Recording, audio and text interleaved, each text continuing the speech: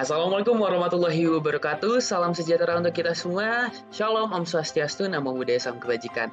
Selamat datang di presentasi kelompok 8 SS10 dalam mata kuliah Statistika. Untuk kesempatan kali ini, kelompok kami akan mempresentasikan draft hasil proposal dan untuk penelitian kami yang berjudul Kepemilikan Akses Terhadap Sumber Air Minum dan Sanitasi. Untuk selanjutnya akan saya serahkan kepada rekan saya Cynthia. Baiklah, terima kasih kepada rekan saya Arik. Jadi di sini saya akan menjelaskan tentang latar belakang sanitasi air. Akses terhadap air minum layak dan sanitasi yang memadai berperan penting dalam kesehatan masyarakat dengan mencegah penyakit menular. Namun, masih terdapat kesenjangan antara daerah perkotaan dan pedesaan yang dipengaruhi oleh akses hal tersebut. Hal yang dipengaruhi oleh faktor tersebut ialah yang pertama infrastruktur, sosial, dan ekonomi. Penelitian ini menggunakan metode statistik untuk menganalisis pengaruh akses air minum dan sanitasi terhadap kesehatan masyarakat. Hasilnya diharapkan dapat memberikan gambaran kondisi di berbagai wilayah serta rekomendasi kebijakan. Penelitian ini juga mendukung pencapaian SDGs, khususnya tujuan ke-6 tentang akses air bersih dan sanitasi berkelanjutan. Oke, selanjutnya yaitu rumusan masalah. Ada beberapa masalah yang kita temuin. Yang pertama, bagaimana kondisi kepemilikan akses terhadap sumber air minum dan sanitasi di Indonesia. Yang kedua, apa faktor-faktor yang mempengaruhi akses tersebut. Yang ketiga, bagaimana dampak akses air minum dan sanitasi terhadap kesejahteraan masyarakat. Yang keempat, apa rekomendasi kebijakan yang dapat dilakukan. Lalu ada tujuan.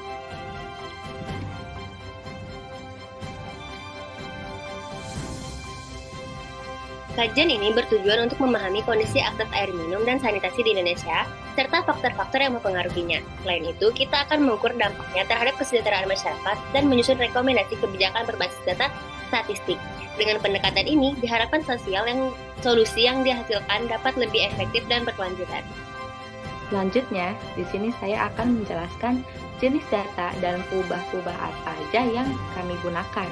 Peubah yang pertama ada jenis sumber air. Ini termasuk jenis data nominal kualitatif. Contohnya ada sumur, PDAM, dan sungai. Ini menunjukkan sumber air minum rumah tangga.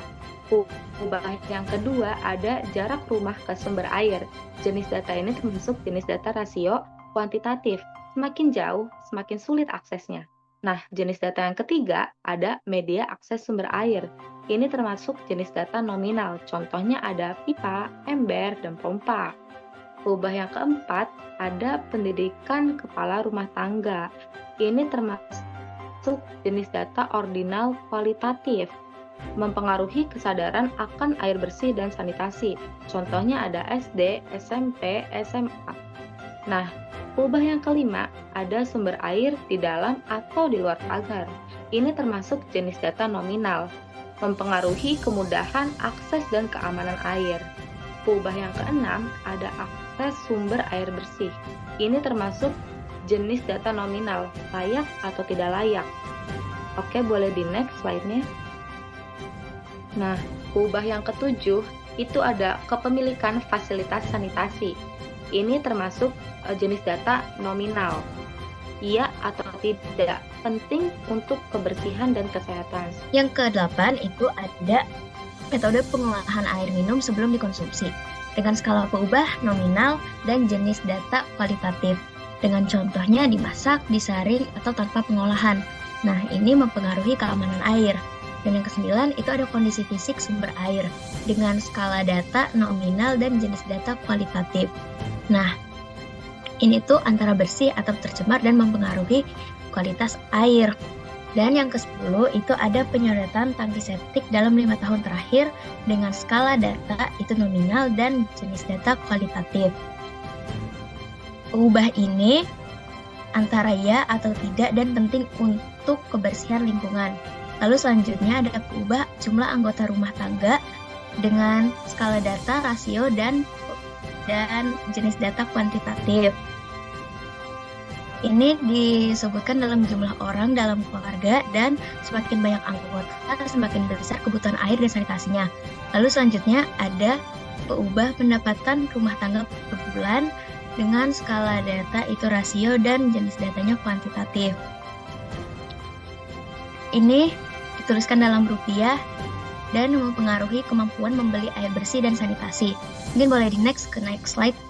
Nah, selanjutnya ada ketersediaan air minum selama 24 jam dengan skala data nominal dan jenis data kualitatif. Data nominal ini ditunjukkan dalam ya atau tidak dan menunjukkan kualitas layanan air bersih. Selanjutnya ada keberadaan fasilitas cuci tangan dalam skala data nominal dan jenis data kualitatif. Data nominal ini dituliskan dalam ya atau tidak dan penting untuk kebersihan dan pencegahan penyakit. Dan selanjutnya ada peubah jarak sumber air ke tempat pembuangan limbah dengan skala data rasio dan jenis data kualitatif. Semakin dekat, maka semakin tinggi resiko pencemarannya. Selanjutnya akan dilanjutkan oleh rekan saya. Oke, kita lanjut ke sumber data dan ukuran data. Data dalam penelitian ini bersumber dari lembaga terpercaya yaitu BPS, Kementerian Kesehatan RI, dan WHO. BPS menyediakan data mengenai akses rumah tangga terhadap air bersih dan sanitasi. Misalnya melalui publikasi Statistik Air Bersih Indonesia tahun 2018 sampai 2022. Kementerian Kesehatan berkontribusi dengan data terkait layanan kesehatan dan program sanitasi nasional. Sementara WHO memberikan standar serta pedoman internasional mengenai akses air bersih dan sanitasi yang layak. Data yang kami gunakan berasal dari survei terhadap sekitar 100.000 rumah tangga yang tersebar di seluruh Indonesia. Ukuran sampel yang besar ini memungkinkan analisis yang lebih mendalam mengenai perbedaan akses air dan sanitasi berdasarkan faktor ekonomi, pendidikan, serta kondisi geografis. Dengan data ini, kami dapat memahami lebih jelas disparitas yang ada di berbagai wilayah. Data ini dikumpulkan melalui hal ini memungkinkan analisis tren dari waktu ke waktu untuk melihat perubahan dalam akses air dan sanitasi. Dengan membandingkan data tahunan, kita dapat mengidentifikasi wilayah dan yang mengalami peningkatan atau penurunan akses, serta mengevaluasi efektivitas program pemerintah dalam meningkatkan layanan sanitasi dan air bersih di Indonesia.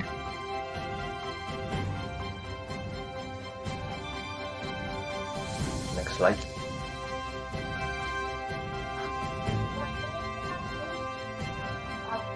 Baik, selanjutnya adalah metode analisis data dalam penelitian ini dilakukan dengan metode deskriptif yang sesuai dengan jenis variabel yang akan digunakan. Analisis deskriptif digunakan untuk memberikan gambaran umum mengenai kondisi kepemilikan akses terhadap sumber air minum dan sanitasi di Indonesia. Metode yang digunakan meliputi yang pertama, analisis distribusi data. Analisis distribusi data akan menampilkan data dalam bentuk tabel distribusi frekuensi dan grafik seperti diagram batang, diagram lingkaran, ataupun histogram untuk menunjukkan persebaran akses air minum dan sanitasi.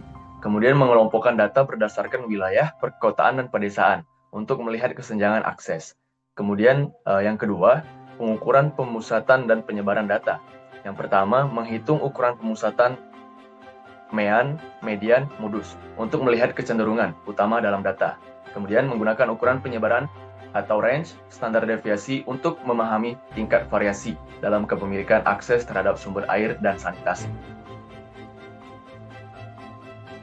Terima kasih. Di sini saya akan melanjutkan dari rekan saya Egi untuk melanjutkan metode penelitian analisis yang ketiga, dan adapun metode penelitian analisis yang ketiga yaitu analisis keterkaitan variabel menggunakan tabulasi silang untuk menggunakan hubungan antara variabel, misalnya hubungan antara tingkat pendapatan rumah tangga dan akses terhadap sumber air minum layak. Menggunakan uji korelasi untuk melihat sejauh mana keterkaitan antara kondisi geografis dan ketersediaan infrastruktur air bersih dan sanitasi. Dan ada pun metode penelitian yang keempat, yaitu interpretasi dan penyajian hasil. Hasil analisis akan disajikan dalam bentuk deskripsi naratif yang dilengkapi dengan tabel dan grafik untuk mempermudah pemahaman. Penjelasan hasil akan dikaitkan dengan teori serta penelitian terdahulu guna memberikan wawasan lebih mendalam. Melalui metode ini, penelitian ini diharapkan dapat memberikan gambaran yang lebih jelas mengenai kondisi akses air minum dan sanitasi di Indonesia serta faktor-faktor yang mempengaruhinya. Terima kasih.